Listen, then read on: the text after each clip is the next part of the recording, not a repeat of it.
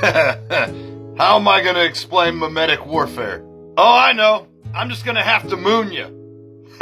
This all makes sense in a minute. I think it was about 2016 before we saw this reimagined mascot. The sociology and landscape of many groups we know today have changed quite a bit, but this one's still around. In my opinion, it was this year when the alt-right pipeline came to its own and really went mainstream, when memes were effectively weaponized and men were given this exact option. You see, a lot of information can be conveyed in a short amount of time with memes, and I don't think people realize the scope of what's going on. If I were to say, Ermagerd, what would you think? You know that meme. You laughed at many variations of it. We are all under siege every day on social media. Their memes, propaganda, and misinformation can be spread. It can even change or sway public opinion, affect elections, shift social norms. Take, for example, Ermagerd!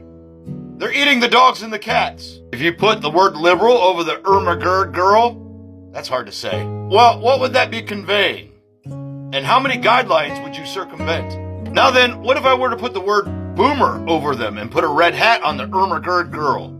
Same thing. Now then, their eating the dogs and the cats narrative was formed by a hate group called the Blood Tribe. They have claimed credit for it. And observe how that narrative was weaponized through meme warfare. How quickly it spread. How it danced past moderators. And how, no matter what side of the aisle you're on, you form a specific narrative around it. This is the power of memetic warfare.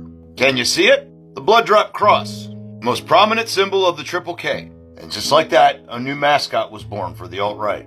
Merch could be sold. People could emulate it for a chuckle. Or, the terrorism. And be so synonymous that even dictionary.com knows. But is it appropriate to call it warfare? World governments, including our own, have spent millions of dollars not only to defend against it, but how to use it themselves against you. Making you make choices, reinforcing biases, controlling your heart and your mind. So powerful, in fact, that it's still around today. An old whistle for the new generation of the Patriot Front, who had to make this very decision before they grew up into young men. With many of them being in their early to mid-20s, this would have happened in their formative years. That's Arnold Brecker's statue up there, the Fuhrer's favorite sculptor. And that's the Black Sun, an alternative for the Third Reich's spicy German pinwheel. Versus an Ermagerd, look what we got today.